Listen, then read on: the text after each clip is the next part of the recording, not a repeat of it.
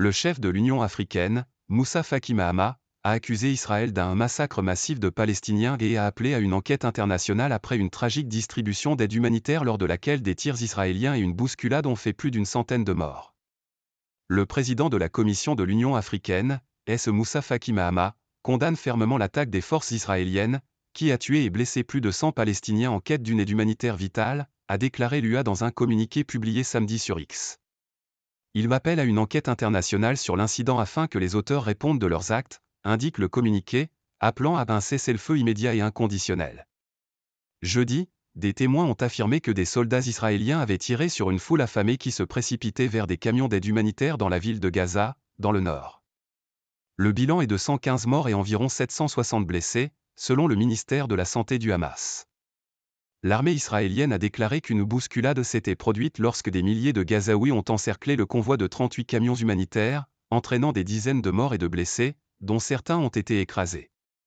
Un responsable de l'armée israélienne a confirmé des tirs limités de soldats qui se sentaient menacés et évoqué une bousculade durant laquelle des dizaines d'habitants ont été tués et blessés, certains renversés par les camions d'aide.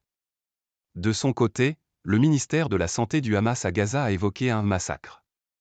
Principal allié d'Israël, Washington a exigé des réponses du gouvernement de Benjamin Netanyahou après la tragédie et plaidé pour un accord sur un cessez-le-feu temporaire.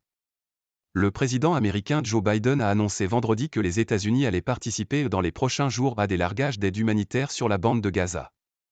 L'Union européenne a également appelé à une enquête et à un cessez-le-feu humanitaire tandis que le secrétaire général des Nations Unies, Antonio Guterres, a demandé une enquête indépendante efficace. La guerre a été déclenchée le 7 octobre par une attaque sanglante menée par des commandos du Hamas infiltrés depuis Gaza dans le sud d'Israël, qui a causé la mort d'au moins 1160 personnes, en majorité des civils, selon un décompte de l'AFP réalisé à partir de données officielles israéliennes.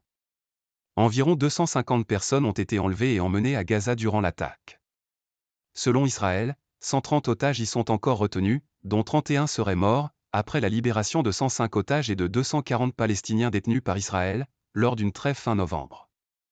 Les bombardements et les opérations militaires israéliennes ont fait jusqu'à présent 30 228 morts à Gaza, selon le ministère de la Santé du Hamas.